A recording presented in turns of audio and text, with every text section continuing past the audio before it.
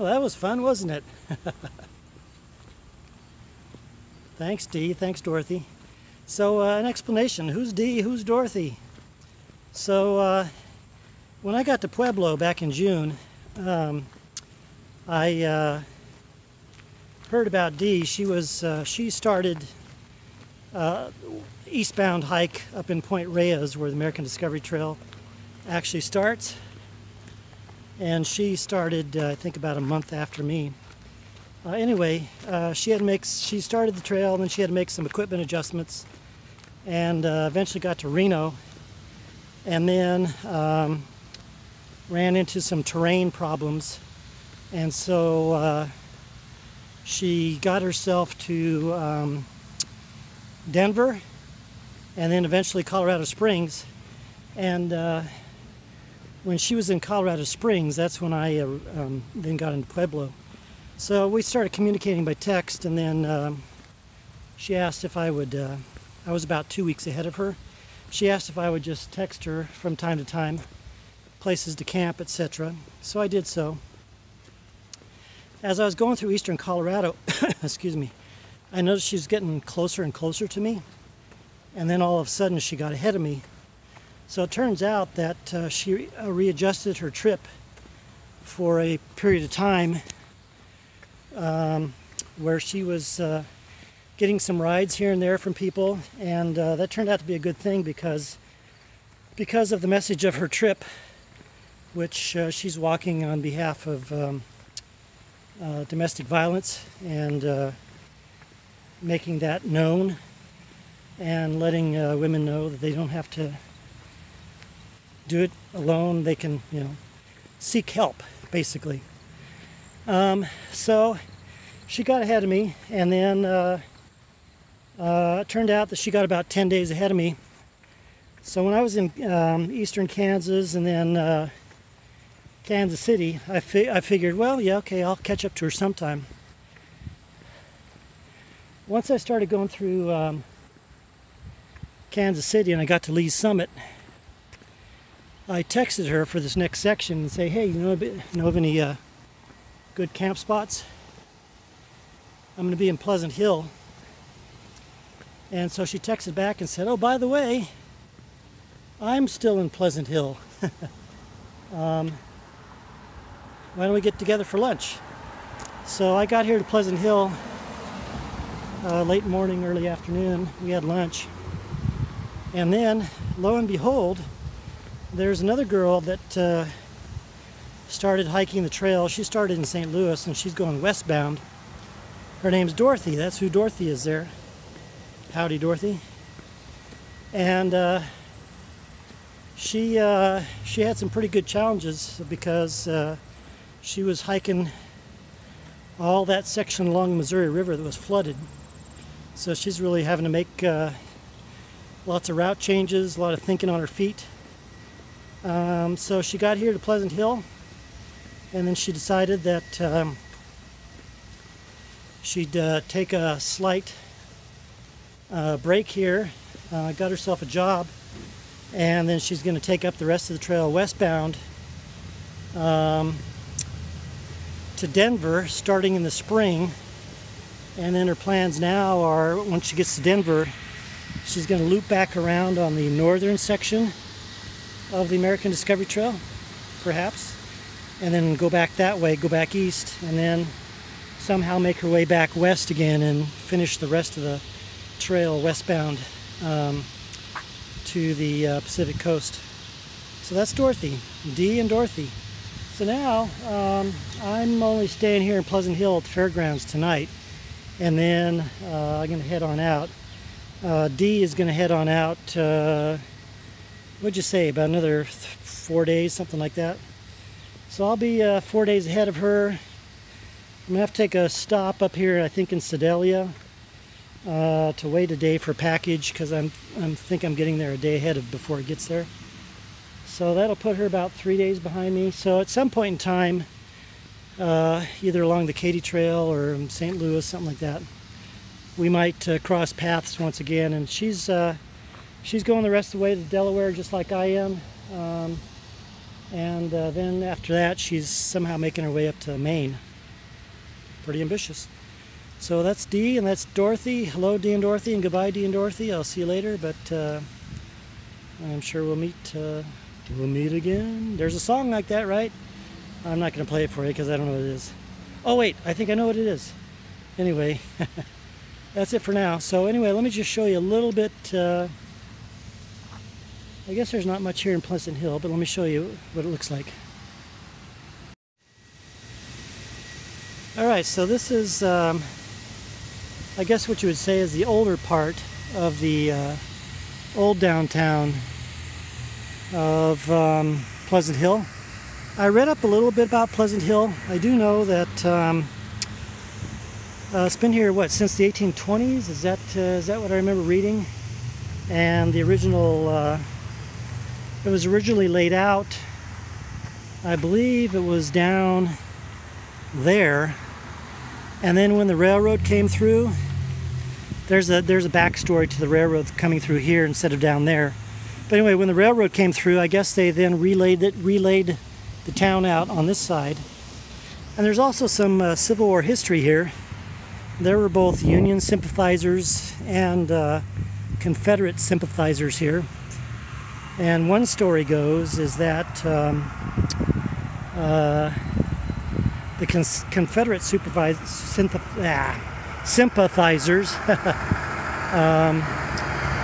burned down a bunch of houses and businesses of the Union sympathizers. This is back in, what, 1860, 61, something like that. And then a few days later, guess what? That's right, the Union sympathizers burned down a bunch of houses and businesses of the Confederate sympathizers. So I don't know if there's much more to the story after that, but anyway, the Civil War went on, and you know, life continued, and the town of Pleasant Hill is still here, and I guess it's still a pleasant place. But anyway, here's the old train depot here, and my home for the night is going to be at the fairgrounds, which I believe are right down this street, I think. So this is Pleasant Hill, Missouri, and I think it got its name because it was literally, it was a pleasant place on the hill. Pleasant Hill, Missouri. And while I'm at it, I missed this whole section. So there's a museum over there, some more shops, and then this is First Street, I think. So I got more stuff going on here. And we got a lot of stuff going on. Look at all the cars, so there's a lot of business going on here. So it looks like a pretty good, stable town, and it's pretty. Look at this old building here.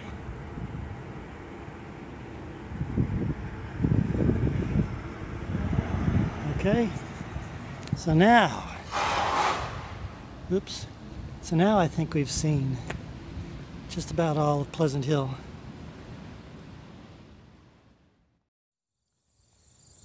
Well, this is going to be a treat this morning.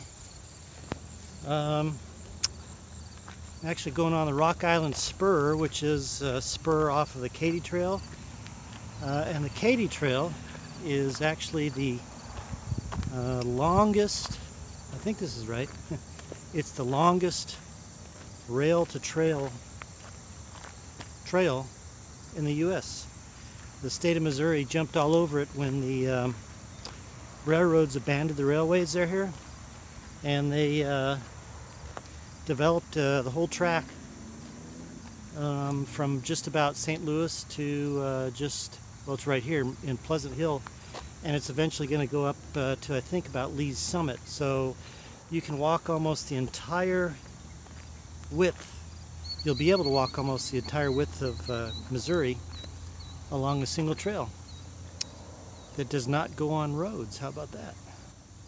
So first going to go get something to eat, and then off I go. And I don't know if you can see it, but take a look at that sunrise. It's a little bit more orange than it shows here, but Anyway, it's gonna be humid. I'm gonna get some breakfast first.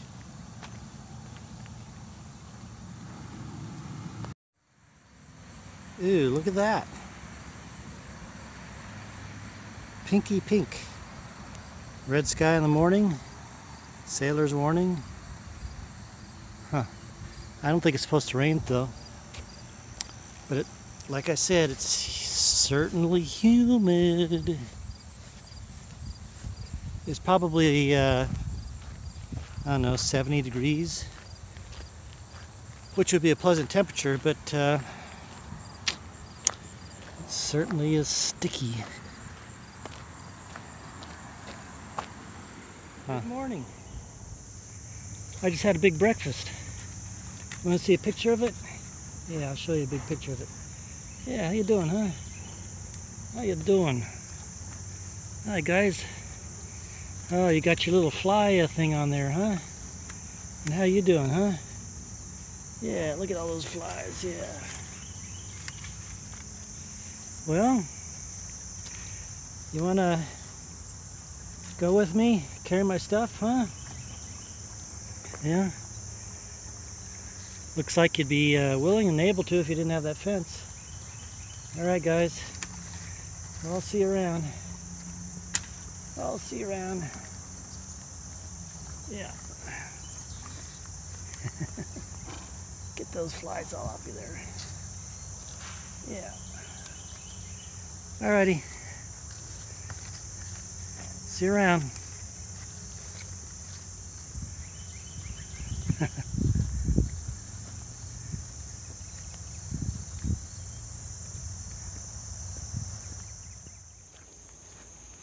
And here we are, the Rock Island Spur of the Katy Trail. You can, of course, tell it was a old rail line. Still have the old light signals for the trains.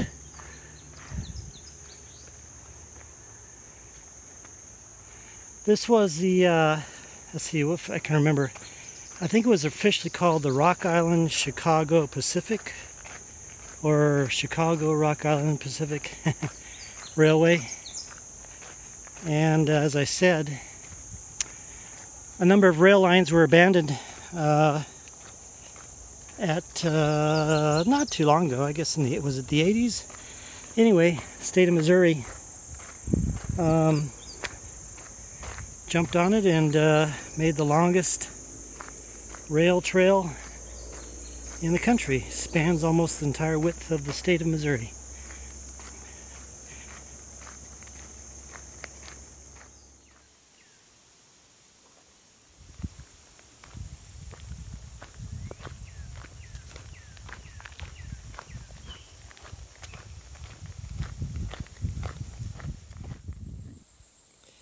Well, I had a nice little chat just a little bit ago with a guy named Tom.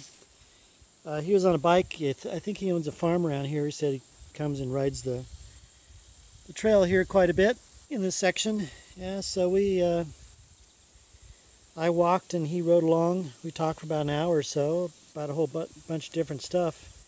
But one thing that I thought was kind of interesting, here's a little geography and hydrology lesson. This part of Missouri here, in fact, everything basically south of Lee's Summit, where I was a couple days ago, everything south of Lee's Summit, the water drains actually south and then makes a loop and then eventually comes back up into the Missouri by way of the Osage River, and it actually empties into, I think he said Lake of the Ozarks, where there's a large dam and everything, and then travels, then it turns and travels northeast up into the Missouri River. And then everything on the other side of Lee's Summit makes a more direct route into the Missouri River. So if you can picture this behind me, a long way up, if this were to continue straight up there, would be Lee's Summit. And Lee's Summit is roughly east-southeast of Kansas City. And that's the dividing line between where all the water drains. So everything from north of Lee's Summit directly into the Missouri River. And the Missouri River, if you have a picture of it, kind of comes down and goes up like this. And then everything on the south side, where we are from Lee's Summit, goes like this, and then so it goes south, east, and then turns and goes northeast. Yeah, that's it, into the Missouri River. So learn something new. So I've gone from learning farm economics to now learning geography and where all the water flows. Hopefully we'll get some more signs of that as I go straight here this way. Well, you know what corn looks like growing, right? And you have a good idea what wheat looks like, but did you ever wonder what a soybean looks like up close? I've shown it to you far off, but look at this. This is a soybean field. And right now, you can see it's about knee high. Yeah, hip high. Hip high, all right. And let's see, can you see here? Let me find one here. Little purple flowers. Guess that's the beginning of the bean. So I think they get waist high, and that's about it. So these still have a little bit of ways to go. Nothing, they're just now starting to flower. So just like the corn crops, guess they were late getting planted here too. Soybeans. And right next door we've got this cornfield. Looks like it's just about ready. You see that one? Looks like this one's getting ready to pop. Haha, popcorn, got it. See, they're planted 6 inches apart there. I learned that when I was talking to Gary. The wetter the climate, the closer together they plant the stalks. So like out in western Kansas, they were farther apart. They're about 9 inches, maybe a foot apart. And these ones here are 6 inches apart. So it looks like these are getting ready to be harvested. That'll be interesting to watch.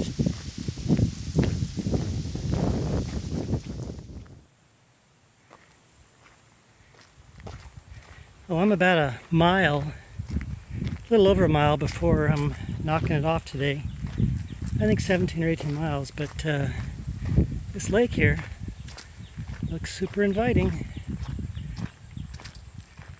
If there was somewhat of a shoreline, I'd be tempted to go swimming.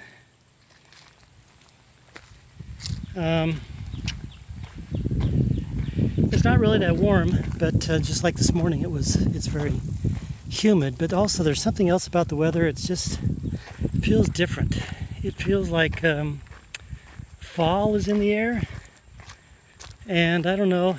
I mean, I have noticed some trees that have some leaves that are changing, but by and large, everything is still green, and it is still the last week of August, but there's just something in the weather that feels like fall.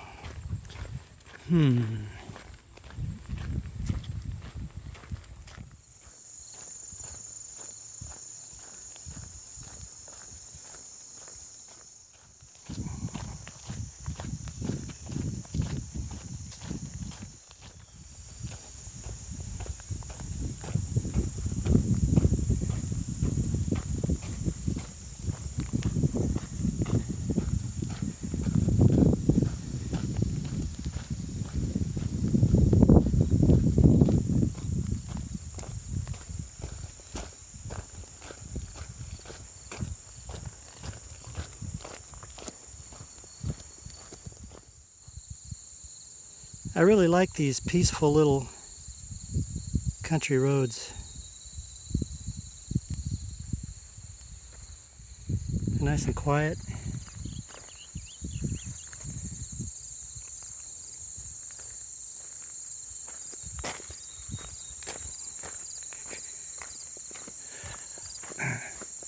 But back to the trail, this way.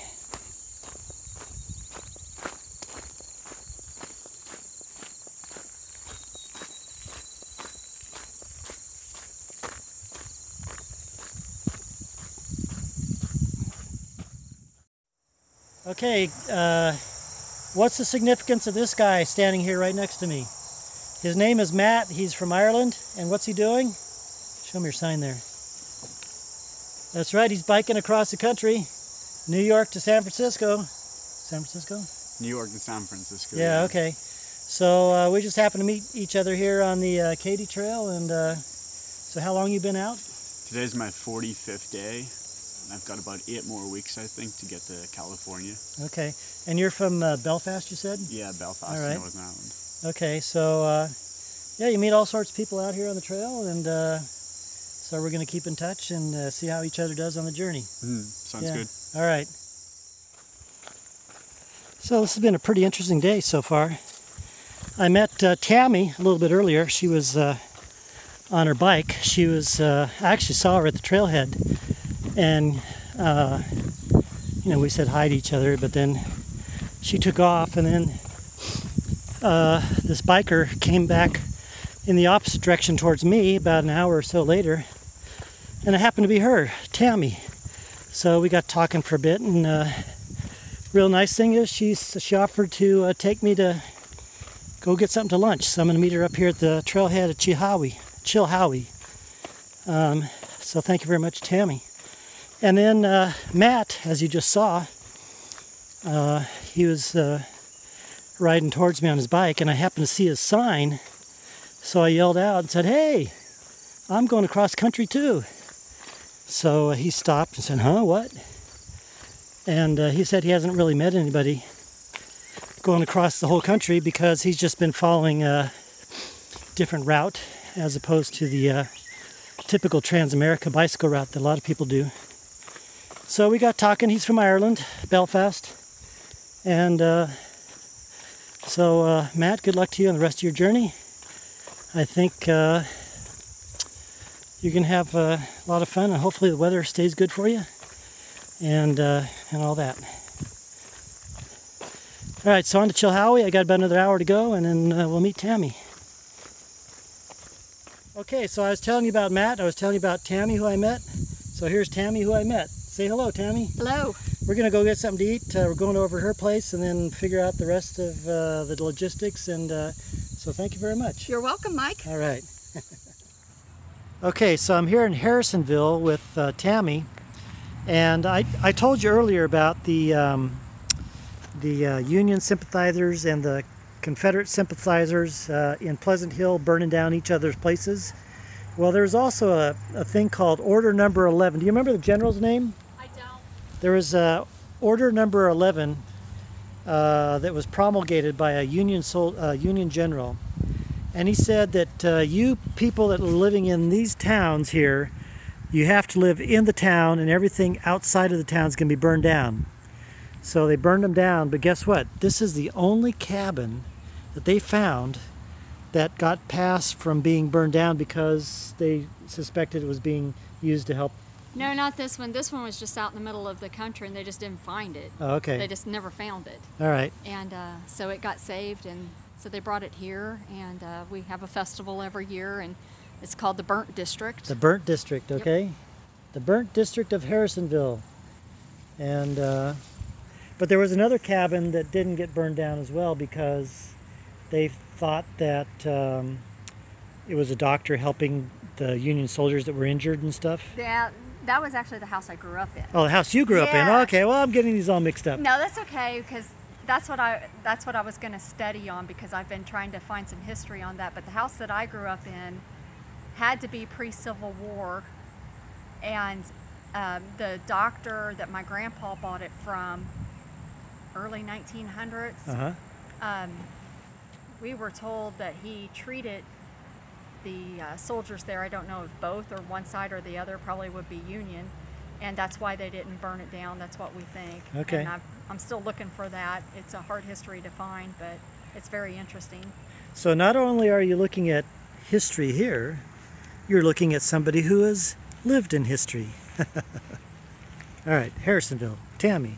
So speaking of General Order Number 11, here is a mural here in the town square of Harrisonville depicting that.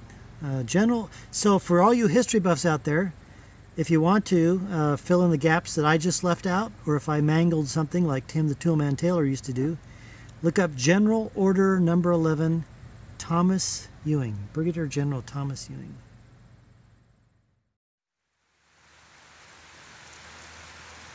A little bit of rain going on, huh? It's about a little after 5 o'clock in the afternoon, in the evening, whatever you want to call it. And I'm glad I found this place here. It's called the Katy Rock Junction. And the guy that bought this land here, he rents it out for camping, or there's these little sleeping cabins here. And it's got some bathrooms right over there. But take a look inside. I'm in the Rock Island cabin.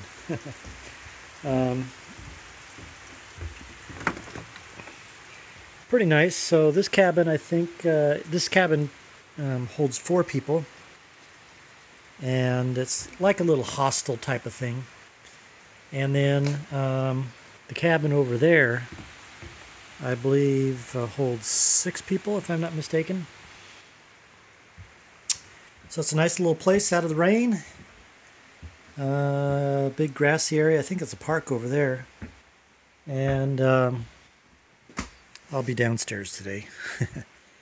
So nice little place. Katy Rock Junction.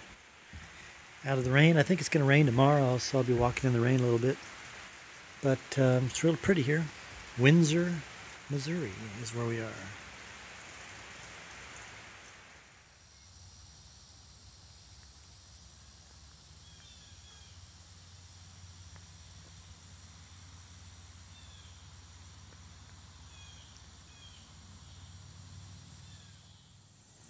All right, leaving from the town of Windsor on to Sedalia. And it's 20 miles that way. Let's see if we can do it.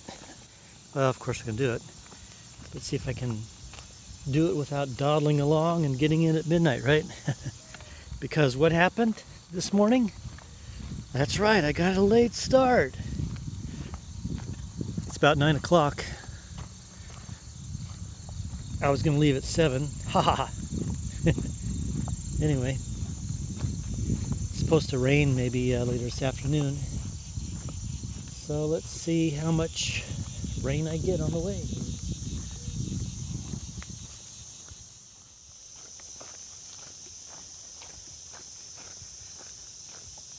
Especially the nice thing for this morning is that it's nice and cool. Although the forecast is for 86 and humid, so hopefully it stays nice and overcast and stays cool, and I can deal with the humidity that comes along with cool and humid. But hot and humid is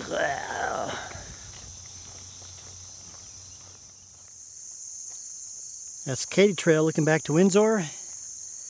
And then this is looking up to the northeast where I'm going to Sedalia. So far still overcast, but it is heating up, so it's I'm already wet. And thanks once again to Tammy for the place to stay the other night. It was good to be in that cot there in the room there, out of the rain. And then give me the tip on those cabins there for last night. Now, one thing that Tammy mentioned is that this trail would open up and not be so much of a tunnel, and so that's what you're seeing right now. I don't know how long of a stretch it's open like this, but it's nice to be able to get glimpses of the fields. Look at that. That's hundreds of acres of soybeans right there. And here's something interesting too. I read this at the trailhead. Every once in a while you'll get glimpses of old telegraph lines. Yeah, that's what this is. It's an old telegraph line. It's not a current electric power pole. So that's how everybody communicated back in the old days. Telegraph. Da da da da da da da da da da da da da da. For those of you who know Morse code, what letters did I just beep out? Because I don't know. All right, so I think I have 17 miles left out of the 20. And I did that 3 in a little bit less than an hour. Not bad.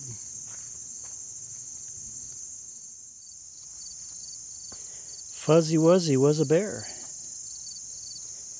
These are so nice and fuzzy and soft. I'm sure that when they're dry, they aren't so desirable. But right now,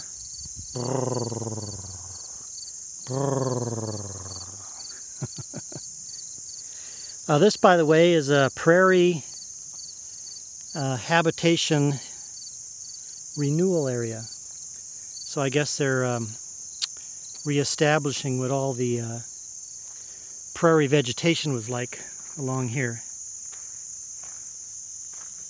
Huh.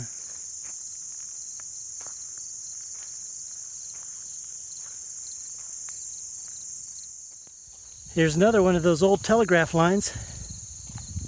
Huh. There's something interesting passing by this. I don't know, it's just imagining, you know, how the telegraph came about, and then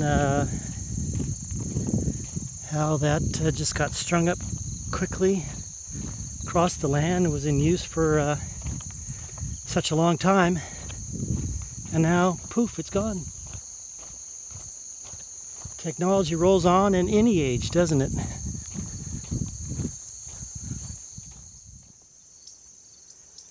Well, here's the highest point along the Katy Trail, and it's all downhill from here to St. Louis, I believe.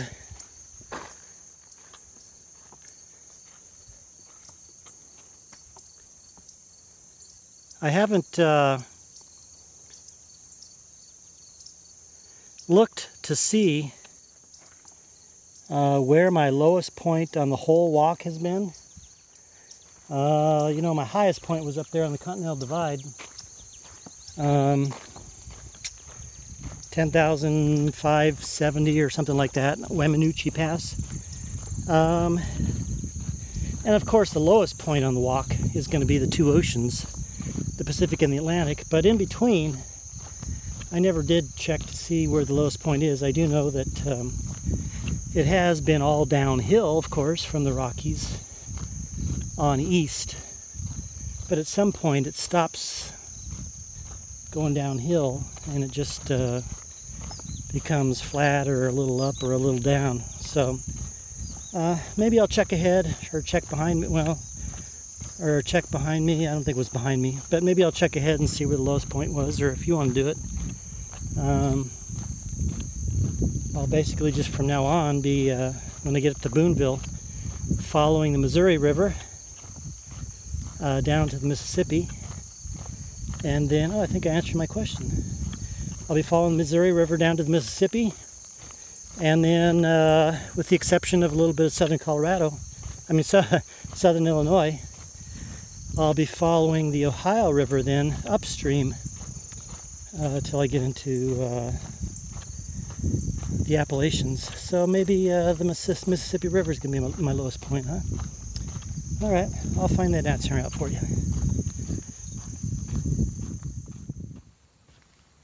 Don't know if you can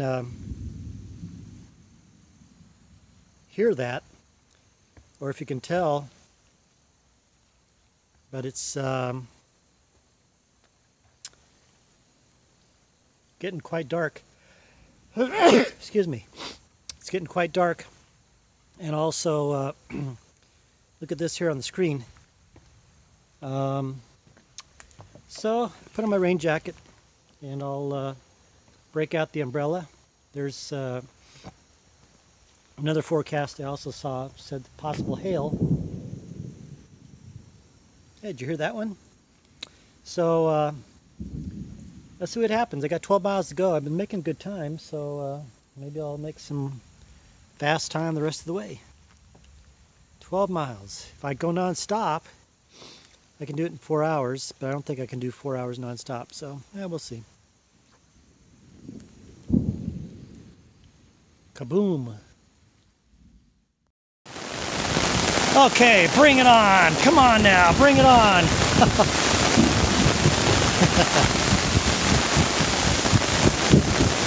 Let's see. I think I'll go to this tree over here.